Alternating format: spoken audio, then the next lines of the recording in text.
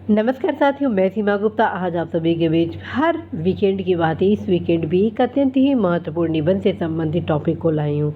और आज का जो टॉपिक है आप सभी के परीक्षा के दृष्टिगत इसलिए भी खास हो जा रहा है क्योंकि आज का टॉपिक करंट अफेयर से रिलेटेड है।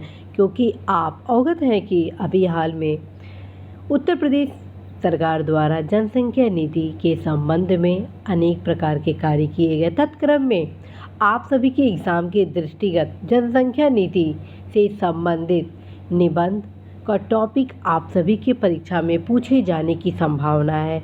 अतः आज का जो टॉपिक है निबंध का वो है जनसंख्या नीति किसी देश के विकास के लिए क्यों जरूरी। जी हाँ, जनसंख्या नीति किसी देश के विकास के लिए क्यों जरूरी।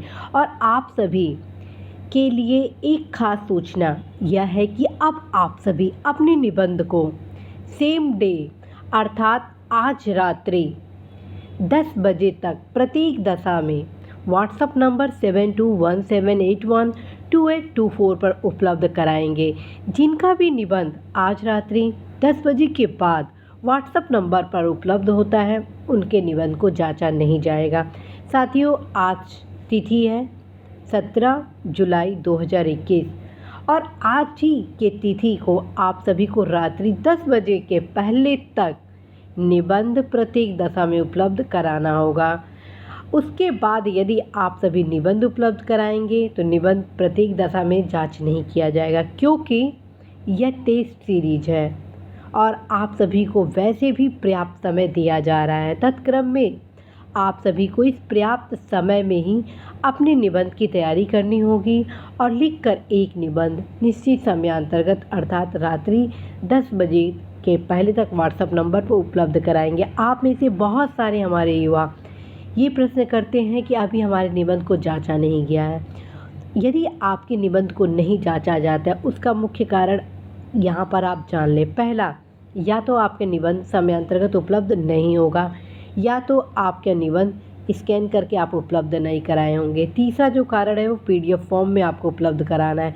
और चौथा मोस्ट इम्पॉर्टेंट कारण ये होता है कि यदि आपके निबंध को एक सप्ताह के भीतर प्रतिक्रिया नहीं दिया जाता है इसका मतलब कि ये उपरोक्त अर्थात अभी जो मैं 3 कारण बताई हूँ उसमें से कारण होगा। और यदि एक सप्ताह के भीतर आपके निबंध के प्रतिक्रिया को नहीं दिया जाता तो इसका ये मतलब नहीं हुआ कि आपके निबंध को जांचा नहीं जाएगा। जैसे ही समय मिलता है उसी क्रम में आप सभी के निबंध को जांचा जाता है और आप सभी को प्रतिक्रिया भी बताई जाती हैं कि आपके निबंध में क्या क्या कमियां हैं, क्या सबल पॉइंट हैं आपके और उसमें क्या क्या और भी सुधार की अपेक्षाएं होती हैं। इसके संबंध में आप सभी को बताया जाता है। प्रयास ये भी किया जाता है कि जो सबसे बेहतर निबंध हो उस निबंध के माध्यम से आप सभी को मार्गदर्शित किया जाए कि एक बेहतर निबंध कैसे लिखा जाए। आप सभी को वे तमाम महत्वपूर्ण आयाम बताए जाए जिससे आप निबंध में अधिकतम अंक प्राप्त करने की क्षमता को डेवलप करते हैं। तो फ्रेंड्स, आप सभी अवश्य ही जनसंख्या नीति किसी देश के विकास के लिए क्यों जरूरी है इस विषय पर निबंध आज लिखकर प्रत्येक दशा में उपलब्ध कराएंगे। और फिर आप सभी को मैं बताऊं, हमेशा जब भी निबंध लिखते हैं तो जो निबंध के मुख्य भाग होते हैं, मेन पार्ट होते हैं, इन सारे भागों को आप जरूर ध्यान में रखेंगे। यहाँ पर मैं आप सभी को कुछ मुख्य अंश बताती हूँ। ये ध्यान रखें, एग्जामिनर हर एक पैराग्राफ अर्थात भाग पर नंबर देते हैं। ठीक है, एग्जामिनर हर एक भाग पर नंबर आप सभी को देते हैं। प्रथम भाग क्या है? प्रथम भाग आपका है प्रस्तावना। आप प्रस्तावना में भी आप पार्ट को समायोजित करते हैं। ठीक है, दूसरा भाग क्या है? दूसरा भाग है निबंध का मुख्य भाग जो कि 3 प्रकार का होता है अर्थात जो कि 3 उपभाग में विभक्त होते हैं। ठीक है, तीसरा पार्ट क्या है निबंध का? तीसरा पार्ट है आपके भारत सरकार राज्य सरकार की योजना। ठीक है, जो कि आपका 1 से 1.5 पार्ट में कन्वर्ट होता है। चौथा पार्ट क्या है? चौथा पार्ट होता है साथियों निबंध का चुनौतियाँ, उस संबंधित टॉपिक की क्या क्या चुनौतियाँ हैं। पांचवा पार्ट क्या है? पांचवा पार्ट होता है आपका समाधान, जिसमें आपकी सबल क्षमता शक्ति को देखा जाता है कि आप कितने पोटेंशियल हैं, आप कितने काबिल है संबंधित समस्या को दूर करने के लिए। संबंधित टॉपिक को और भी सुख समृद्धि और विकास के मार्ग को ले जाने के लिए। और जो लास्ट पैराग्राफ होता है वो होता है निष्कर्ष, अर्थात आप अपना प्रस्ताव क्या देते हैं। ठीक है, तो ये आपके निबंध के मुख्य पार्ट होते हैं। और निबंध के इस पूरे पार्ट में आप यदि कोटेशन बीच बीच में 3 से 4 प्रयोग करते हैं तो ये आपके निबंध को एक और भी नई ऊंचाइयों की ओर ले जाता है, अधिकतम अंक प्राप्त करने की ओर। तो साथियों, आप अवश्य इन सारे पार्ट का अवश्य ही प्रयोग करेंगे, क्योंकि ये ध्यान रखिए कोई भी पार्ट आपका कमज़ोर होगा तो उसमें अंक काट लिए जाएंगे। और यदि आप चाहते हैं कि इन सारे पार्ट में आप बेहतर अंक पाए तो आप अवश्य हर एक पैराग्राफ पर वर्क जरूर करेंगे। साथियों, अभी आप सभी राइटिंग स्किल आर्ट को डेवलप कर रहे हैं, अर्थात ऐसी राइटिंग स्किल को डेवलप कर रहे हैं। इस क्रम में आप सभी का यह उद्देश्य होना चाहिए कि हर पैराग्राफ आपका अल्टीमेट हो, प्रस्तावना बेहतर से बेहतर होना चाहिए, क्योंकि first impression is a last impression. ध्यान रखें, मैं कभी भी आप लोगों को जो भी क्लासेस लाती हूँ वो कभी भी गुरु की भांति नहीं लाती हूँ, बल्कि मित्र की भांति लाती हूँ, ताकि आप सभी छोटी सी छोटी समस्या बहुत ही सहजता के साथ हल कर सके।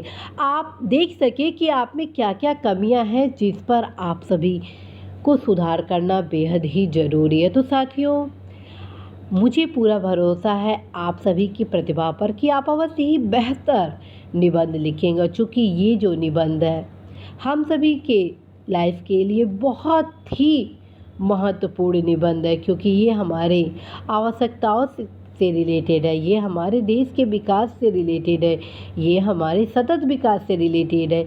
इस क्रम में फ्रेंड्स, इस निबंध को लिखने के लिए आप अवश्य ही अपनी भावनाओं का भी सदुपयोग करेंगे। और ध्यान रखें, निबंध में वही युवा बेहतर अंक प्राप्त करते हैं जो कि अपने आसपास हो रहे कुछ गतिविधियों को भी उपलब्ध कराते हैं। तो आइए चलते हैं ये जानने के लिए कि आज के निबंध कि जो महत्वपूर्ण तथ्य हैं, विषय सामग्री हैं, कोटेशन है, वो आप कहाँ से प्राप्त करेंगे।